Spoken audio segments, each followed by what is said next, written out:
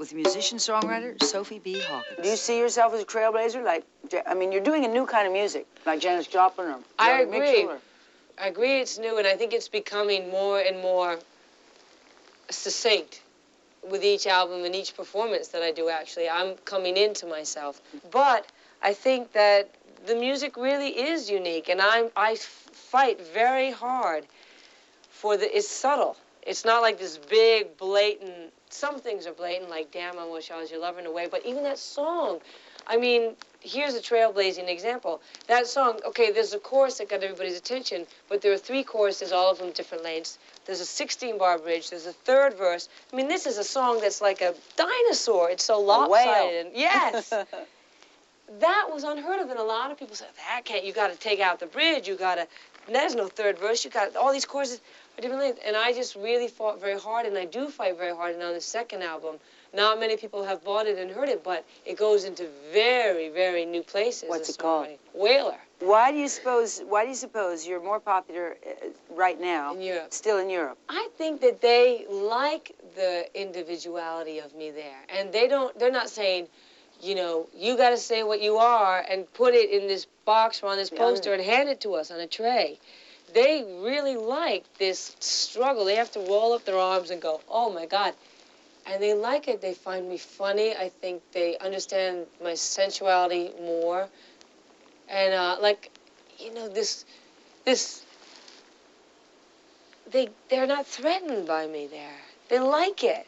The men and the women. The men go crazy over there. I think over here, in America, and I've always had this, besides Gordy, American men don't relax around me easily. And yet I feel like I am such in a way, mama. I don't know why. Yeah. But European men always have, and I don't know. Well, I have a bunch of theories about that, but we'll leave them. Cowboys. Well, you got a weakness for cowboys, do you? They're not scared. Cowboys aren't scared? That's what I don't think that they are. I think it's the, you know what it is about me? It's not my omnisexuality that scares people. It's not anything. It's my womanliness, I think. And this country has a problem with, in men and in women, an incredible womanliness. Yeah, they don't want girls to grow up to be women. Ooh. Women can ask questions of men. See? But girls can't. Right. Now, your critics often call you a chanteuse. Can you imagine? Chanteuse? Oh, I have to say, critics are the scum of the earth. And I don't care who's not supposed to say that in public. I don't care. They can rip me apart. And I know some of the critics. Now, why do you think that critics are the scum of the earth? Generally, they are. There are some critics who actually help to move creativity faster forward. And they're artists because they can help shape you and move you and guide you. Most critics That's what the job's supposed to do, guide. Plain dumb, and they don't have an originality, and I don't know how they get what they get, but I don't think they Somebody's got to do it. Somebody's got to do it. It's like being a congressman. What's worse than critics is the people who believe them. I've had people who went to, I didn't go to the last year of high school, but there's people, like in my brother's class, I went to my brother's wedding, and these guys who went to school with him, who were so cool when they were going to school with him, they all of a sudden come up and they're like, hey, so you really made it, you know. Well, I read in the New York Times that you're, and they started telling me all the bad criticism, of course, that's what, and I think, man, you're worse than the critics, because you actually read it, then you remember it, then you have the nerve to spit it out. You're a monster.